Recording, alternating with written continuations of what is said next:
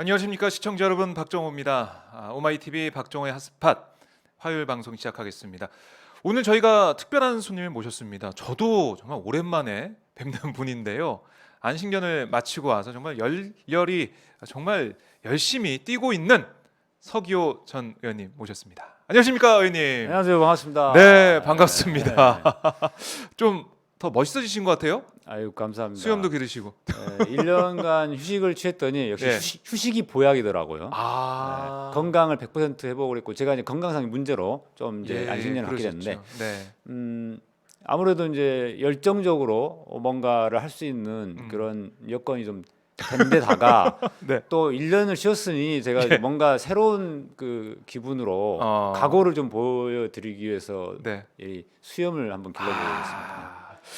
여러분 이 변화를 줘야 될 것 같아요. 변화를 맞습니다. 변화가 정말 있습니다. 우리 시청자 여러분들 어떠십니까? 서기호 의원님의 변화 한번 댓글로 반응 좀 주십시오. 저희 나베 조수진이 아우님께서 잘생겨지신 서기호 변호사님 이렇게 말씀하고 계시고요. 이승덕님도 서기호 변호사님 감사합니다. 오늘 하루님 서기호 변호사님 자주 보니까 좋은데 건강이 염려되네요. 이런 말씀하시고요. 고희정님은 찐 선비 같으세요. 찐 선비. 찐 선비 누구예요? 뭐 하는 사람? 진짜 선비 같다. 선비인데 찐 선비. 진짜 선비다. 뭐 이런 말씀하시고 네. 백선아님도 멋집니다, 서 의원님. 이런 윤동경님은 엄청 멋져요. 멋진 중년 화이팅. 뭐 이렇게 선풀을 달아주고 계십니다.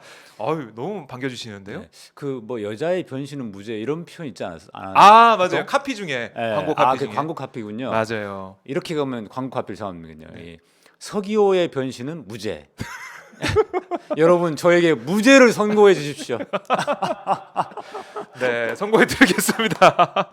건강을 염려해 주신 분들이 되게 많으신데 네. 제가 그것 때문에 1년간 푹 쉬었어요. 진짜 다음부터는 뭔가 건강 문제가 생기지 않게끔 하기 위해서 네. 어설프게 이렇게 좀 방송 출연하고만 했다가 또 건강 안 좋아지면 안 되잖아요. 그래서 네. 완전히 근본적인 문제 체질을 바꿔버렸습니다. 어떻게 바꾸셨어요? 일단 배가 불룩했었는데요. 배가 뱃살이 쪽 빠지면서 예. 복근이 보이더라고요. 복근이요? 복근 공개하셔야 되는 거 아닙니까? 이쯤 되면? 아시다시피 그 복근은 운동을 해야만 나오는 게 아니고 네. 뱃살이 빠지면 그냥 보입니다. 다 누구예요. 저는 지금 안 보이는데 가려져 있는데 의원님 보이시는군요. 식습관 개선을 하면은 그게 뱃살이 빠집니다. 그러니까 아. 운동을 한다고 빠지는 게 아니더라고요. 그래요? 식습관 어떻게 하셨어요? 궁금해지는데요. 현미 채식 이렇게 이제 수행자의 모드로 가야 됩니다. 현미 채식. 다들 수행자 힘들어하시더라고요. 그러니까 그런 이야기 제가 하면은 다들 네.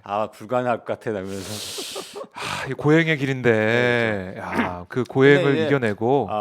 하여튼 조금만 개선을 해도 확실히 조금씩 이제 효과는 있습니다. 네. 자, 서기호의 건강 교실 같은 거 하나 좀 열어야 될 것 같아요. 그거 해주시면은 제가 자세하게 해드릴 여기도 있습니다. 알겠습니다. 다음에 모실 때는 또 그 주제를 모셔보고요. 오늘 저희가 우리 의원님을 모신 것은 정말 위중한 상황이고요. 우리 국민들께서 너무나 화가 나셨어요. 어떻게 이런 일이 있을까라는 생각을 하고 계신데 바로 사찰 문건 공개가 됐죠. 네. 그것도 공개가 된 게 윤석열 검찰총장 변호인이 검찰 기자단을 통해서 공개를 했습니다. 봐라, 이건 정말 상식적인 거 아니냐. 국민들한테 우리 이렇게 보여주고 싶다 이런 취지로 기자한테 줬는데 그게 뭐 이 기자단에서는 그걸 엠바고를 걸듯이 해서 변호인 쪽에서 윤 총장 측에서 원본은 그러니까 사진은 못 올리겠기 때문에 그거 올리면 안 된다고 했다는 거죠. 그런데 네. 오마이뉴스 기자가 저희 오마이뉴스에서 그 원본 그대로 사진 찍어서 올렸습니다. 그랬더니 이 검찰 기자단에서 왜 엠바고 깨냐. 오마이뉴스를 징계회 회부에서 기자단 징계회 회부에서 논의한 결과 1년 출입 정지를 때렸습니다. 법원 기자단 대법 기자단 판단이 남아 있지만 어쨌든 그런 상황이고요. 의원님 이런 1년의 상황 쭉 보셨을 텐데 먼저 내용 문제부터 좀 볼까요? 아니면은 기자단 문제부터 좀 말씀해 주시겠어요? 어떤 얘기를 좀 하고 예, 싶습니까? 뭐 내용 문제는 이미 네. 많은 분들이 알고 계시기 때문에 아. 이제는 많이 알려져서요. 그렇죠. 그래서 저는 그 오마이뉴스에서 사진을 찍어서 원본을 직접 공개한 부분이 굉장히 중요한 어. 포인트였다라고 봅니다. 제가 페이스북에다가 글을 올렸습니다만은 네. 그 사찰 문건이 그대로 생생하게 국민들이 직접 볼 수 있게 되다 보니까 비로소 이 사찰의 실체가 국민들의 피부로 더 많이 와닿게 됐고 그래서 참여연대 같은 그 시민단체가 처음에는 직무정지는 좀 과도한 거 아니냐라고 마치 윤석열 총장을 편드는 것처럼 그런 보이는 네. 성명을 발표했었는데 사찰 문건이 막상 직접 공개가 되니까 이 사찰의 정도가 굉장히 심각하다. 예. 그리고 이런 사찰 문건을 만든 수사정부 정책관실 이거를 완전히 전면 폐지해야 된다. 이렇게 강력한 어떤 비판의 목소리를 내기 시작했습니다. 네. 그리고 판사들도 현직 판사들도 사찰 문건을 직접 볼 수 있게 되다 보니까 더 또 심각하게 문제 의식을 느끼면서 네. 그런 부분들을 기자들에게 막 그 항의 전화를 하니까 기자들이 판사들의 어떤 분위기를 언론에 이제 싣기도 하고 그랬었습니다. 그러니까 이 오마이뉴스에서 사찰 문건이 직접 공개가 된 때를 기준으로 해서 그 전과 후가 네. 기류가 좀 많이 바뀐 겁니다.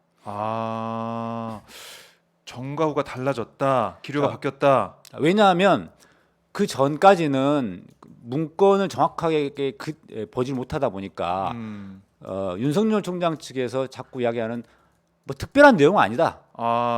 공개된 자료를 바탕으로 한 것이다. 네. 그리고 공판 검사들이 공소유지를 위해서 항상 하던 것들이다. 그냥 변호인들이나 당사자들도 네. 재판부 성향 다 알아보지 않느냐. 이런 논리가 굉장히 좀 처음에는 좀 통했었거든요. 이런 논리가 통했는데 이 원본이 나오고 보니까 원본을 보니까 그거 정도를 뛰어넘고 있네라고 하는 것이 확실하게 드러난 거죠. 그러니까 이제 오마이뉴스의 만약에 원본 공개가 아니었다면 그냥 이제 흐지부지 될 수 있었던 그런 사안이 오마이뉴스 이 기자의 보도로 인해서 좀 알려지고 많은 분들께서 정말 더 이게 심각성을 실체구나. 느끼게 됐다. 심각성을 느끼게 됐다. 자, 예를 들면은 네.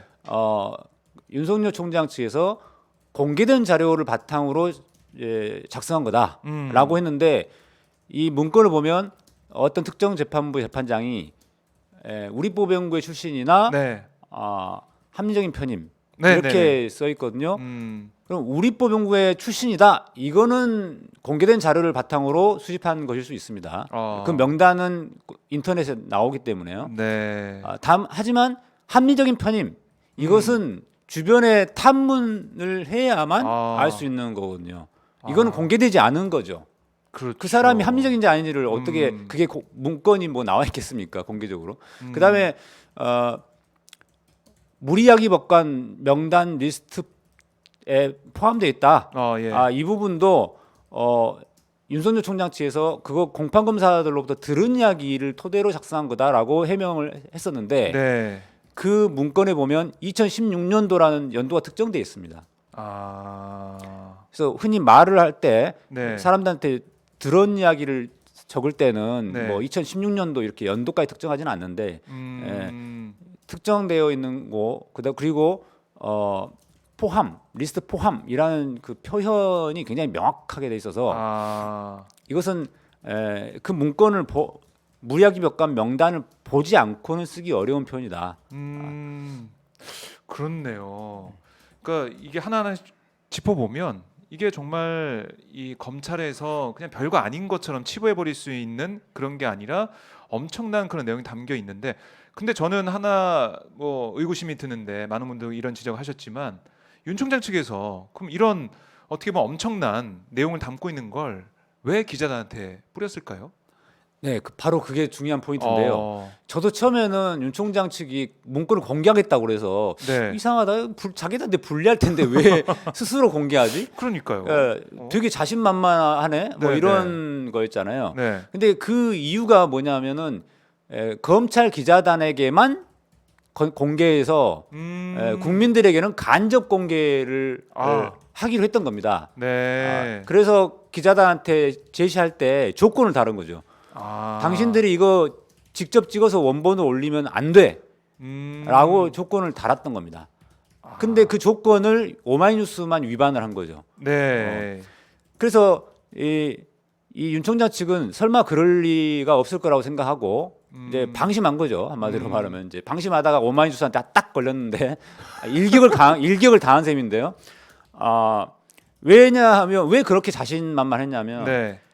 그 조건을 위반하면 출입 정지 1년 이상 먹는다는 것을 아는 거죠. 그 윤 총장 측 변호인도 아는 거고 그 출입 기자들도 다 알고 있는 내용들이고 그렇기 때문에 이제 그 조건을 위반하지 못할 것이다라는 자신이 있었고 불이익을 당하면서까지 이렇게 하지 않을 그 것이다. 불이익을 당하면서까지 그렇게 할 리가 없다라고 생각을 했고요. 네. 그 다음에 기자들을 통해서 기사를 쓰게 하게 되면은 거의 90% 이상의 검찰 출입 기자단이 다 윤 총장 측 편이기 때문에 그거를 마사지해서 윤 총장 측에 유리한 내용 중심으로 네. 기사를 쓸 거라는 거죠.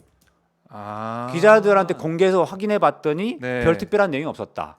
뭐 이런 식의 내용들. 네. 뭐 예를 들어 그리고 재판부의 성향에 대한 재판부의 재판 진행 방식에 대한 내용들을 주로 썼다든가 이런 식으로 이제 기사화를 했을 거라는 거죠. 그것을 기대하고 바로 윤 총장 측이 기자들에게만 공개를 한 겁니다. 기자단의 90%가 윤 총장 측 편이다라는 것을 알고 있기 때문에 나머지 10%는 이제 부정적인 편의 기자들이겠지만 이것을 원본으로 공개하는 것만 막으면 국민들은 별 신경 안 쓸 거다. 그 10%의 부정적인 기자들이 쓴 기사는 국민들이 신경 안 쓰니까. 그래서 그렇게 방심했는데 오마이뉴스 기자단이 아주 용기와 희생을 각오하면서 그걸 국민들에게 직접 공개해 주셔가지고 그 꼼수가 완천하에게 이제 드러난 것이죠.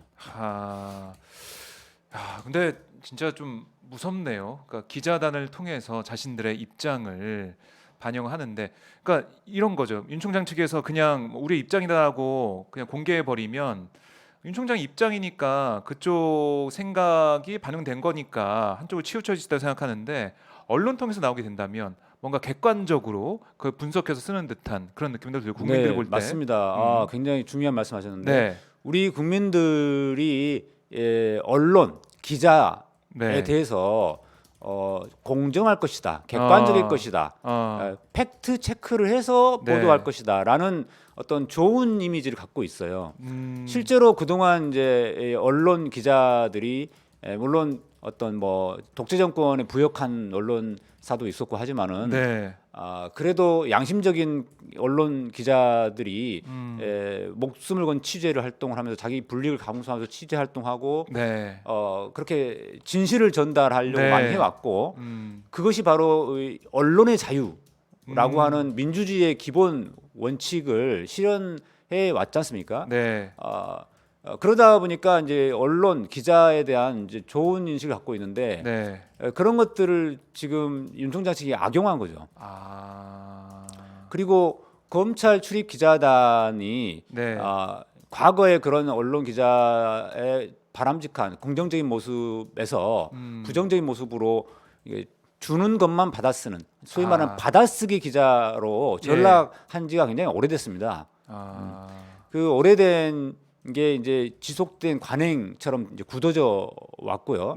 또 검찰은 그러한 기자들의 속성을 100% 활용해 가지고 기자들을 길들이고 관리해 온 거죠. 예를 들면 특정 언론에게 이렇게 말 잘 듣는 언론에게 특종을 딱 던져주면서 단독이라고 표시해가지고 보도할 수 있게끔 해주는 거죠. 그 과정에서 기자들이 받아쓰기 언론으로 전락을 했다. 그러니까 어떻게 보면은 지금 언론이 만약에 살아 있다면 이런 일도 없었겠지만 어쨌든 언론에 대한 국민들의 신뢰가 그래도 있는 상황이니까 물론 저희 시청자분들이나 우리 깨어있는 시민들께서 언론의 문제점을 잘 알고 계시지만 일반 국민들을 보면 신문에 이렇게 나왔네, 제목 봐봐 별 문제 없다고 나왔네, 그러면 이게 별 문제 아닌데 왜 이렇게 난리쳤지?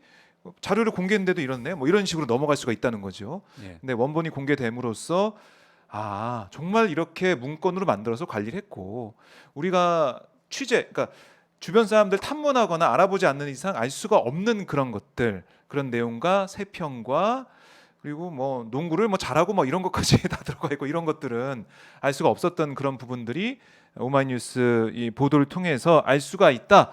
이런 정리를 좀 해주셨는데요.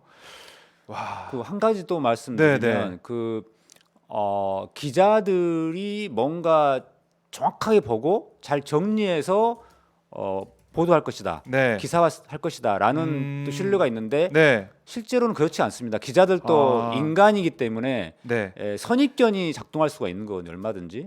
지금처럼 이렇게 친검찰 윤석열 총장과 한동훈 검사장 뭐 이런 분들에 대한 네. 굉장히 편파적인 선입견이 가미된 네. 그런 보도들이 쏟아지고 있는 이런 상황에서는 더더욱 그런데요. 예를 들면 이런 거예요. 오마이뉴스에서 그 공개한 원본 문건의 2페이지를 보면은 네. 맨 아래쪽에가 잘 안 보입니다. 그러니까 맨 아래쪽에 있어서 왼쪽 하단 끝 부분에 네. 기보고라는 표현이 있어요. 기보고. 아. 오마이뉴스 기자분조차도 네. 그 부분은 정확하게 못 보셨는지 거기에 대한 그 설명은 기사에 없더라고요. 예. 그러니까 박스 안에 있는 재판부 성향 분석 부분만 이제 주로 분석을 해주셨는데 그렇습니다. 솔직히 말해서 저도 그 기보고란 표현을 못 봤어요. 저도 지금 처음 봤네요. 지금 저도 잘 혹시 몰랐네요. 화면에 지금 띄울 수 화면에 있을까요? 띄웠습니다. 예, 지금. 화면 보시면 왼쪽 하단 맞습니다. 보이시죠? 왼쪽 네, 하단을 네. 좀 좀 키우시면 키워서 확대해 보시면 왼쪽입니다. 왼쪽 예. 아래. 예. 네, 그렇네요. 기보고. 무슨 재판부인 무슨 부는 무슨 사건도 담당 중 가로 열고 기보고. 자, 이게 가로로 또 안에 들어 있으니까 그리고 박스 바깥에 있잖아요. 그렇습니다. 저도 사실 이거 못 봤어요. 근데 이제 어떤 분이 말씀하신 걸 듣고서 제가 이걸 확인해 보니까 자, 여기서 말하는 기라는 거는 한자로 기존에 보고 있다 이런 취지인데요. 그러면은 이 문건을 작성하기 전에도 보고를 여러 차례 했다는 거거든요. 그 전에 보고 있던 것처럼 이 내용이 이번 보고할 때도 마찬가지로 보고 드립니다. 이런 취지고. 예. 그다음에 그 담당 중 이 사건 담당하던 거를 기보했다는 거네요. 예. 이 그러니까 사건. 기보고라는 의미는 하여튼 전에도 보고를 했었다. 네. 그러니까 이 문건 한 번만 작성한 게 아니라 여러 차례 작성됐다라는 것을 바로 이 표현 세 글자에서 알 수 있는 거죠. 근데 윤 총장 측에서는 이번만 만든 거고 더 없었다 이런 얘기를 했는데 그렇죠. 그게 거짓말이라는 게 이 원본을 보면 들통나는데 예. 자기들도 사실은 저 원본의 왼쪽 하단에 기보고라는 표현을 못 본 것 같아요. 그래서 자신 있게 낸 거죠. 그리고 또 설마 이게 국민들에게 직접 공개될 거라 생각을 못해서 아마 그럴 수도 있는데요. 그게 거짓말인 게 저 세 글자로 딱 드러나 버린 겁니다. 네. 그다음에 조금 더 올려 보시면은 네. 재판장 위쪽 재판장이요. 거기 보면은 처제고 이제 처제 누구의 처제 있습니다. 아마 첫 페이지에 있나? 첫 페이지입니다. 첫 거예요. 페이지. 예. 예, 그렇죠. 1페이지. 방금은 2페이지였고 네. 1페이지에 보면은 특이사항 재판장 편의 특이사항 보면은 이 차장의 처제라고 돼 있어요. 네. 자, 그런데 이 문건 말고 법무부가 확보한 문건을 보면은 맞아요. 저게 처형으로 돼 있습니다. 저건 또 처형으로 돼 있어요. 예.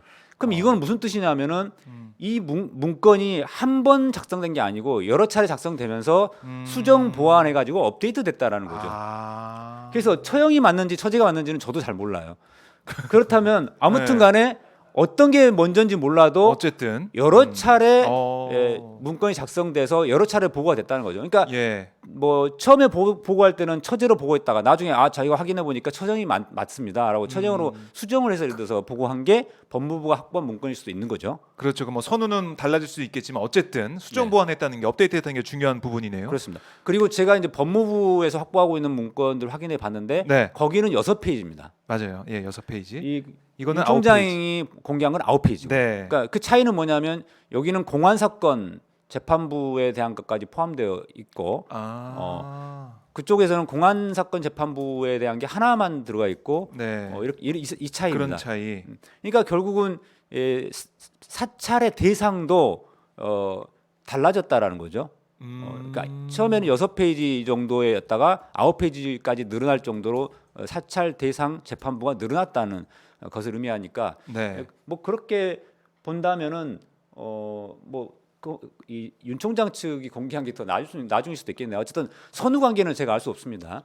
중요한 거는 네. 여러 차례 여러 작성된 차례. 거고 또 윤 총장이 지시를 해서 작성한 것이다라는 것이죠.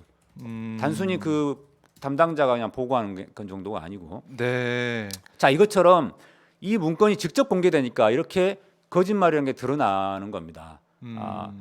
근데 기자들이 이거를 이제 분석을 하다 보면은 미처 못 볼 수도 있는 거거든요. 기보고라는 표현을 못 볼 수도 있고, 그렇죠. 네. 그 또 보더라도 이게 뭐 어떤 의미인지를 모를 수 있죠. 몰라서 그냥 설명을 안 할 수도 있고. 네. 그럼 국민들은 제목만 주로 보거나 내용 기사 제목 내용 중에서도 이제 일부 중심으로 보다 보면 네.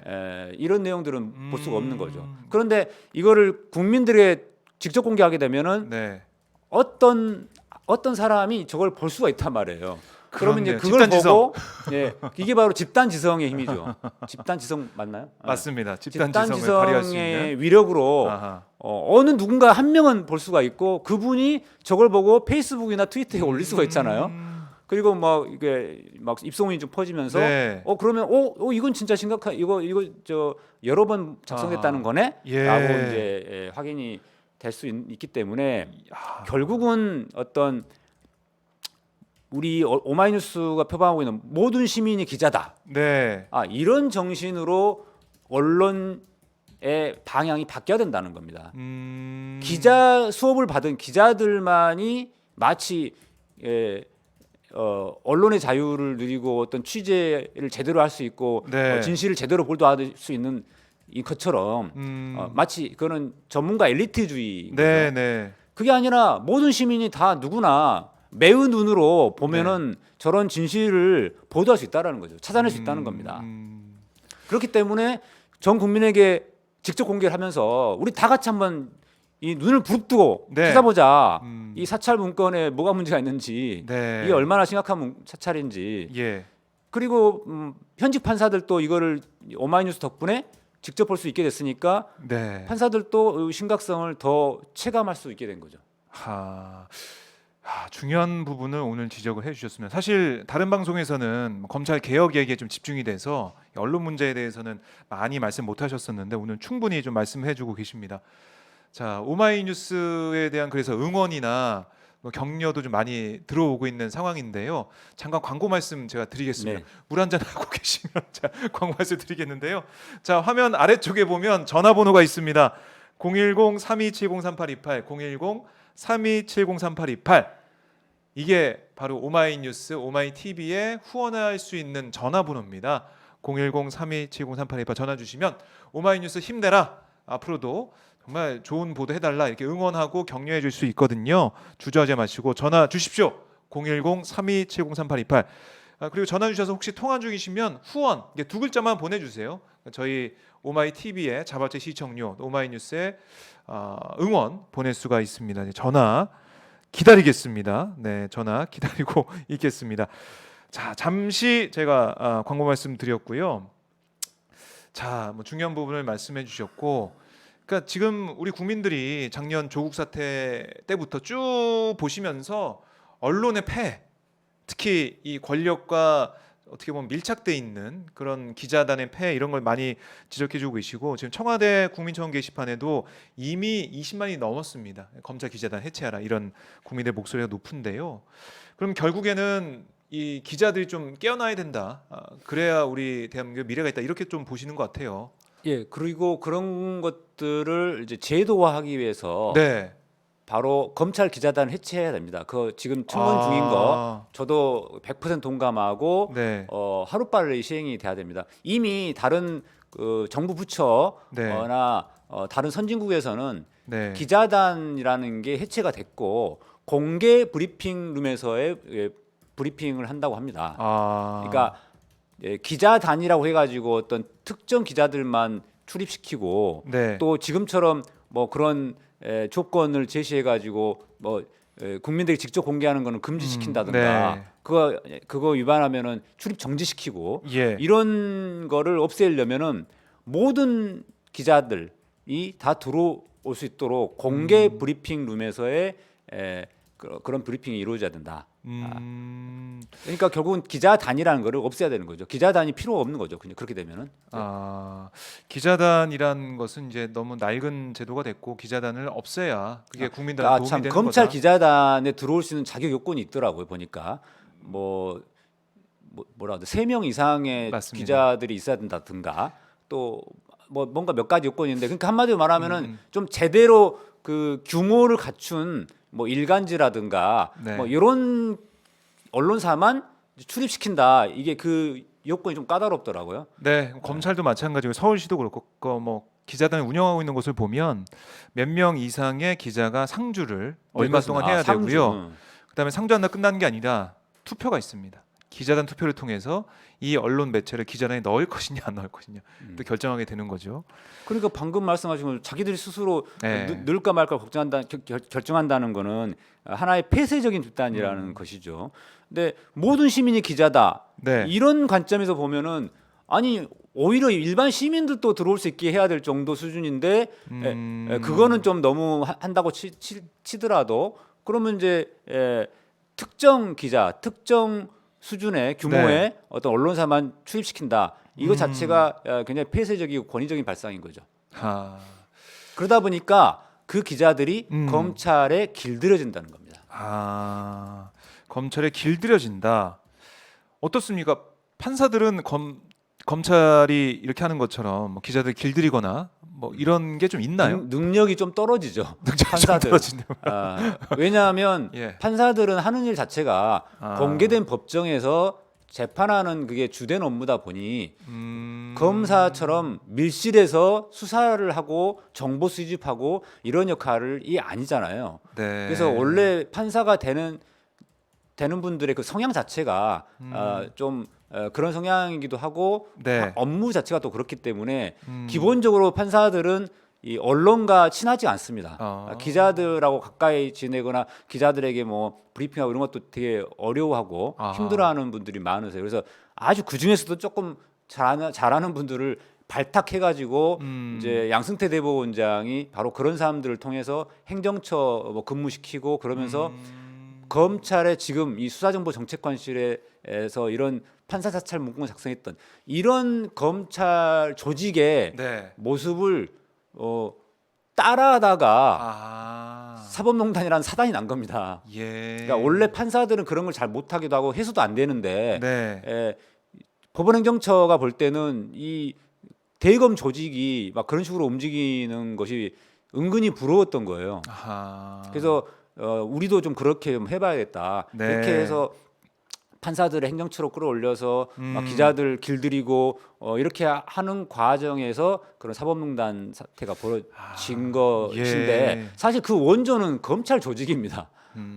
근데 마치 지금 뭐 윤 총장 사건이 이제 터지면서 뭐 이번에 그런 일이 터진 것처럼 보이지만 아주 오래된 겁니다. 검찰에서의 이런 행태는 사실 오래됐습니다. 드러나지 않았을 뿐이죠.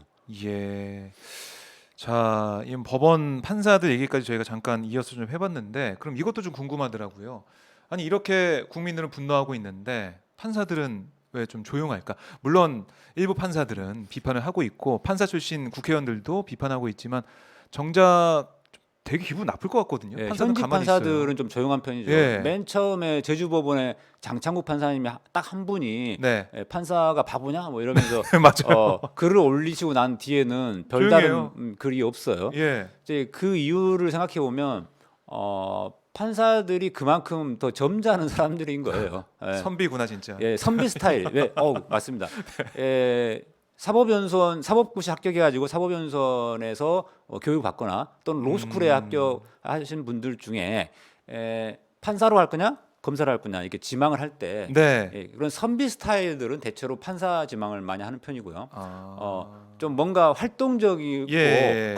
뭐 기자들도 상대하고 뭐 이런 외향적인. 것들을 약간 와일드하고 외향적인 그런 걸 선호하는 사람들이 주로 검찰로 많이 가죠. 그래서 원래 스타일이 좀 차이가 있는 데다가 네. 그나마 법원 내부에서 벌어지는 문제일 경우는 판사들이 적극적으로 나서서 의견 개진합니다. 과거에 신영철 대법관의 그 촛불 집회 개입 사건, 촛불 예. 집회 재판 개입 사건, 기억납니다. 그리고 뭐 저에 대해서 이제 제명 탈락 있었을 때, 그리고 또 사법농단 사건이 이제 불거졌을 때, 네. 전국법관 회의 열고 막 그러던 한 3번 정도가 이제 최근 한 10여 년 이상 사이에 판사들이 목소리를 냈던 적이 있었죠. 네. 그것은 다 법원 내부의 문제였습니다. 법원 내부에서 벌어진 문제이고 예. 법원의 그 수뇌부가 저질렀던 잘못된 행태에 대한 비판 이런 건데 지금은 이제 사찰 대상자가 판사이긴 해도 그걸 작성한 주체는 검찰 조직이란 말이죠. 그러니까 법원이 아닌 제3의 기관인 거예요. 그러니까 남의 일에는 별로 관여하지 않고 관심을 안 두려는 게 일반적인 판사들의 성향이기도 합니다. 예. 그래서 속으로는 부글부글 끓어도 그거를 겉으로 막 드러내면 뭔가 뭐 딴 데 개입하는 것 같잖아요. 뭐 검찰 문제에 개입하는 것 같고 뭐 이런 인상을 심어줄 것 같아서. 예. 그렇게 판단하고 있는 거군요. 그러니까 천상 선비 스타일들인 거죠. 그래서 그 선비 스타일이 네. 좋을 때도 있지만 이런 상황에서는 안 좋은 거죠. 그러게요. 저희 시청자분들이나 안 좋게 표현하면은 소심한 거예요. 그러니까요. 볼 때 좀 답답한 면이 있는데 저희 한 시청자분께서 아니 선비도 전쟁이 터지면 꽃갱이라도 들어야 하지 않을까요? 뭐 이런 말씀도 방금 그 말씀이 딱 같은 말이죠. 네. 지금 전쟁 상황인데 지금 외구가 쳐들어온 이런 상황인데 나 선비야, 나 글이나 볼 거야, 뭐 글이나 읽을 거야, 뭐 야, 이러면 안 되죠. 예. 그러게요. 뭐 그런 부분들이 이제 시청자분 볼 때는 좀 너무 좀 조용하다 이런 생각이 들어서 실제로 조선시대 말씀하시는 것 같아요. 때 뭐 임진왜란 때 막 이렇게 의병장 나서고 하신 선비들은 정말 극소수였죠.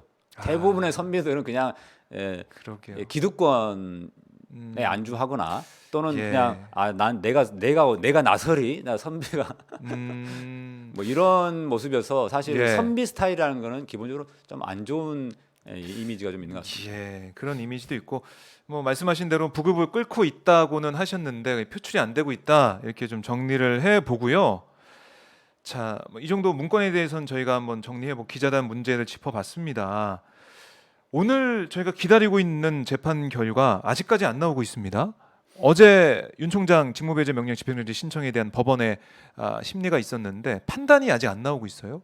좀 늦어지는 것 같은데요? 그만큼 재판부가 좀 고심을 하고 있다는 뜻일 것 같고요.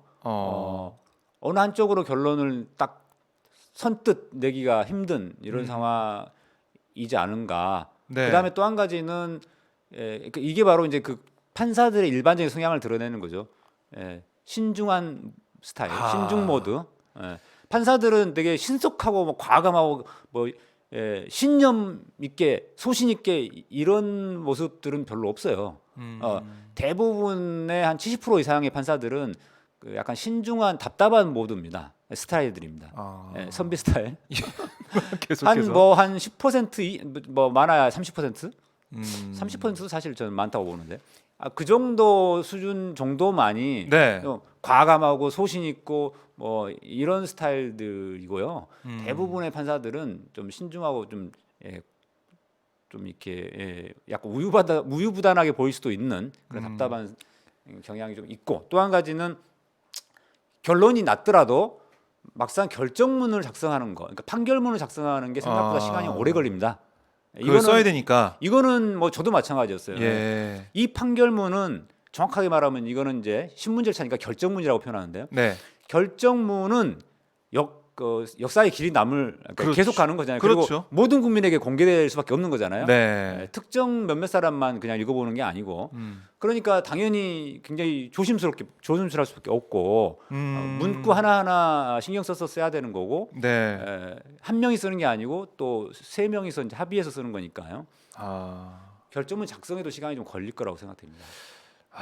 또 저희가 이 법원 내부의 그런 상황까지 한번 들어보면서 왜 이렇게 오래 걸릴까 생각을 해봤는데 결과는 어떻게 나올까요? 근데 결과가 사실 큰 의미가 없다라는 얘기도 나오고 있고요. 맞습니다. 일단 결과가 의미 없는 건 되게 중요한 포인트입니다. 왜냐하면 네, 어떻게 나오든 간에 어차피 내일 징계위. 징계위원회에서 뭐 정직 이상의 중징계가 내리면 음, 곧바로 그게 집행이 되기 때문에 네, 직무 정지가 또 됩니다. 어차피.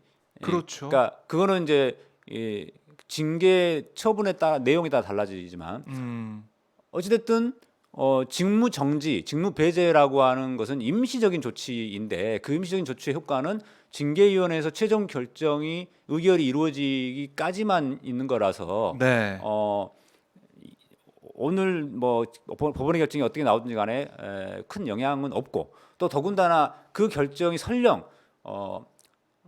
윤 총장 승으로 끝나더라도 네, 그 내용은 말 그대로 직무 배제는 조금 과도하다 뭐 이런 차원이지 징계 위원회에서 만약에 해임 의결하는 경우에 해임 의결을 하는 것은 위법하다든가 이런 결정은 아니거든요. 아니죠. 그거는 별도로 그렇죠. 이제 소송을 통해서 거기서 판단할 문제입니다. 네, 그러니까 쉽게 말해서 법원 결정이 내일 있을 징계위원회 심의에 직접적인 영향을 미치는 건 아니고요. 단지 언론에서 검찰에 길들여져 있는 언론에서 막 떠들어대겠죠. 법원에서 이렇게 결정했는데 징계위원회에서 중징계하면 안 돼. 뭐 이런 식으로 그런 식으로. 영향이 있다는 식으로 막 이렇게 아하. 언론에서 써댈 거라고 생각됩니다. 예. 하지만 뭐 영향은 없는 거고 윤 총장이 이기더라도 어떻게 보면 하루짜리 검찰총장직을 하는 뭐 그런 상황이 될 수도 있는 거고요. 징계위원회는 예정대로 열린다 이렇게 보시면 되겠습니다. 자, 검찰 개혁에 대한 국민들의 목소리가 계속 이어지고 있고 공수처 출범 문제에 대해서는 사실 여야가 좀 맞서고 있죠. 여야가 맞서고 공수처장 후보 추천위원회도 결국에는 4차 회의까지 했지만은 두 명의 후보를 추리지 못했습니다. 공수처 출범 이렇게 늦어질 거라 좀 예상하셨어요? 좀 이게 좀 개인적으로 궁금하네요, 의원님. 어떻게 보세요? 원래는 7월에 출범했어야 되는데 출범 못 하고 있습니다. 저는 처음부터 예상을 했는데요. 그러니까 예상하셨어요. 많은 국민들이 이제 네. 워낙 이게 절실하고 이제 음, 중요한 과제라서 네. 너무 당연하다고 생각을 해서 이게 신속하게 되지 않을까 해서 이제 패스트트랙에서 통과도 됐고 그렇죠. 또 총선에서 뭐 압승을 했고 네. 그런데 이제 저는 그게 쉽지 않을 거라고 봤던 것은 음, 그만큼 이 개혁에 대한 검찰에 대한 저항이 어, 거세고 그렇기 때문에 어떻게든 뭐 여러 가지 수단을 동원해서 지금 막으려고 할 것이다라고 제가 봤던 거거든요. 네, 네. 그러니까 우리가 정치 권력만 바뀌었지 검찰 권력 그리고 언론 권력 네. 뭐 재벌 권력 기타 등등 이 사회 곳곳에 기득권층의 저항은 계속되고 또 그 권력들은 반받겠다는 거죠. 그러니까 정치 권력은 국민의 투표로 인해서 계속 바뀔 수가 있으니까 오히려 정치 권력이야말로 더 변화가 빠릅니다. 민주적이네요, 훨씬 더. 민주적이고. 네. 그런데 검찰 권력은 안 바뀝니다. 왜? 투표로 검사를 선출하는 게 아니지 않습니까? 네. 개별 검사뿐만이 아니라 검사장이나 검찰총장도 국민 투표로 뽑는 게 아니에요. 아니죠. 그러다 보니까 이 검찰 권력 검사들은 국민의 눈치를 절대로 보지 않습니다. 국민의 눈치를 보지 않고 오로지 자기 검찰 조직의 권한을 계속 유지하고 뺏기지 않으려고 오히려 권력을 확대시키려고 하지 예. 뺏기거나 축소시키려고 절대 하지 않습니다. 아하. 그것이 나중에 자기들이 나가서 전관예우 받아서 변호사에서 돈 벌어야 되는 것과도 연결이 되거든요. 아무튼 재벌 권력, 언론 권력, 검찰 권력 다 국민의 투표로 개선되지 않습니다.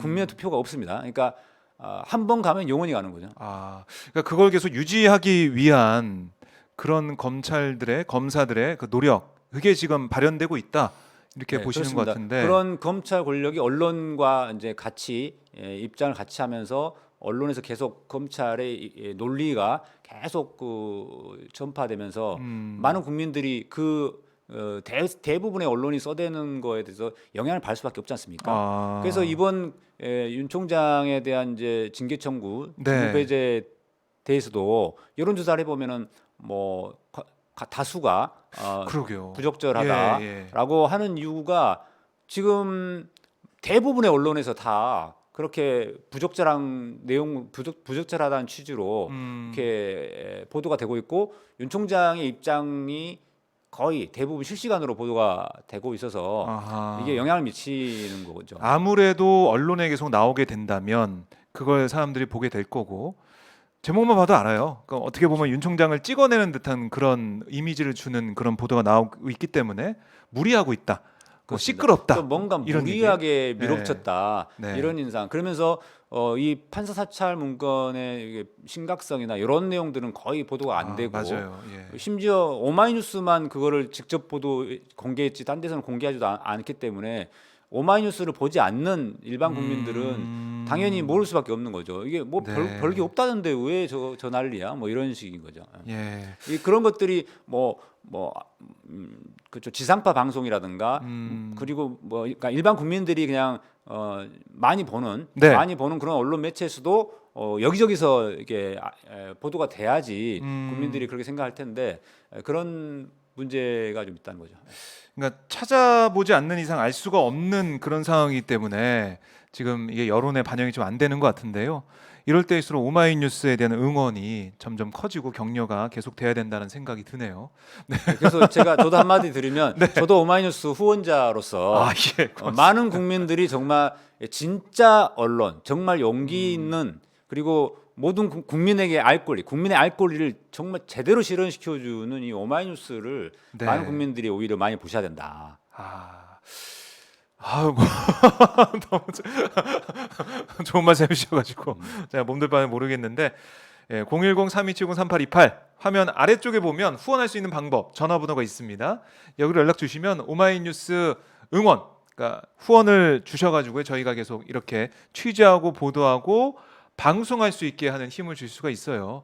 그러니까 주저하지 마시고요. 010-3270-3828 전화 주시고 전화 통화 중이면 후원 이게 두 글자 문자만 보내주시면 저희가 연락을 바로 드리겠습니다. 자, 근데 시간이 진짜 금방 가네요. 사실 공중파 라디오는 뭐 10분, 15분 이렇게밖에 안 되잖아요. 저희는 시간을 좀 많이 할애하기도 하지만 말씀 나누다 보니까 시간이 벌써 11시 15분 가까이 지금 경과하고 있는데 자, 어쨌든 이 검찰 개혁, 언론 개혁 이 두 가지 주제는 저희 국민들께서 계속해서 신경 쓰고 계시고요. 특히 이제 오마이뉴스를 보시는 분들께서는 이거는 꼭 이루어져야 된다. 노무현 정부 때 있었던 실패는 안 된다는 말씀 많이 하시더라고요. 그러니까 문재인 정부 때도 어떻게든 이거를 좀 좌초시키려는 그런 목소리, 그런 세력들이 있어서 지금 좀 많이 힘든 것 같은데 저는 개인적으로 그런 생각 좀 해봐요. 윤 총장이 이렇게 뭐 감찰을 받고 징계를 앞두고 있는데 뭐 이것과 최동욱 총장 때 일을 뭐 비교하는 그런 뭐 글도 있고 이렇게 하던데 지금 상황은 어떻게 보면은 절차대로 가고 있는 거 아닌가요? 거기에 대해서는 어떻게 보십니까? 정말 이게 그렇죠. 오히려 네. 그러니까 최동욱 총장 때는 그러니까 적법한 절차에 따라서 한 게 아니라 네. 국정원을 통해 가지고 뭐 사찰하고 뭐 정보 수집 빼오고 해가지고 한 것 한마디로 말하면은 비공식 라인을 통해서 비공식 라인 뒤로 그냥 그렇죠 몰래 네. 그런 게 바로 이제 공작이죠 정치 공작 공작을 통해서 찍어내기 한 거고 네. 지금은 적법한 절차에 따라서 징계 청구하고 뭐 감찰 통해서 징계 청구하고 이렇게 되고 있기 때문에요. 오히려 지금 하는 게 공개적이고 투명하고 적법한 절차입니다. 네.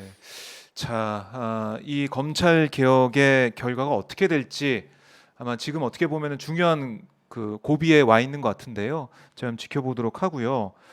이는 오늘 열변을 토하셨습니다. 오랜만에 나오셔가지고 지금 뭐 계속해서 응원 댓글들이 올라오고 있는데 뭐 오마이뉴스 응원하고 계시고 또 우리 서기호 전 의원님도 응원하고 있는 댓글들이 많이 나오고 있습니다. 의원님 저희가 좀 종종 모시겠습니다. 예. 네. 많이 불러주십시오. 네, 의원과 함께 검찰 개혁에 대해서 또 이 사찰 문건에 대한 여러 가지 후속 보도가 나오게 된다면 함께 또 얘기를 나누고요. 언론 개혁과 검찰 개혁에 대해서도 여러 가지 논의를 대화를 나눠보도록 하겠습니다.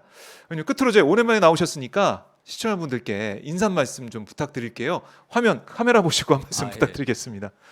예, 지금 나오는 검찰과 언론의 그런 기득권 세력들의 저항을 보면 우리가 가야 할 검찰개혁, 언론의 개혁의 길이 굉장히 멀고도 험하다라는 생각을 하게 됩니다. 하지만 이럴 때일수록 하지만 이제 노무현 대통령 시절과 지금 비교해 보면 정말 그나 훨씬 더 좋은 여건인 거지 않습니까? 과거 같으면은 이미 이렇게 집중적으로 기득권이 저항해 버리면요, 항복해 버립니다. 너무 부담스러우니까 안 되겠다. 오히려 그 추미애 장관 보고 막 이게 잘못했다고 하는 사람들이 여권 내부에서도 막 생기고 막 그럴 정도가 되는데 지금은 그 어떤 문제점이 되게 좀 적게 나타나고 있는 상황이죠. 그만큼 이제 우리 국민의 권리의식도 많이 성장했고 우리 오마이뉴스 같은 그 대한 언론 대안이 아니라 이제 진정한 주류 언론으로 성장할 이것도 표현이 좀 이상한데 죄송합니다. 자, 아무튼간에 우리 오마이뉴스 같은 참 언론도 많이 성장을 했기 때문에 지금 상황이 그때랑은 많이 다르다. 그리고 앞으로 이 시대의 흐름, 거스를 수 없는 시대의 흐름이기 때문에 희망은 전망은 밝다라고 저는 생각을 합니다. 결국은 우리가 지치지 않기만 하면 되는 거죠. 그래서 저도 지치지 않고 계속 이 목소리를 내기 위해서 건강 관리 유의해서 템포 조절하겠습니다. 자, 오늘 방송의 처음과 끝은 건강 관리 중요하다라고 정리를 해보겠습니다. 오늘 정말 알기 쉽게 검찰 개혁 문제 또 특히 이번에 사찰 문건 관련해서 설명을 잘 해주셨는데요. 우리 서기호 전 의원에게 저희가 박수 보내드리면서 오늘 순서 마무리를 하도록 하겠습니다. 의원님 오늘 말씀 잘 들었습니다. 네, 감사합니다. 네, 고맙습니다. 네.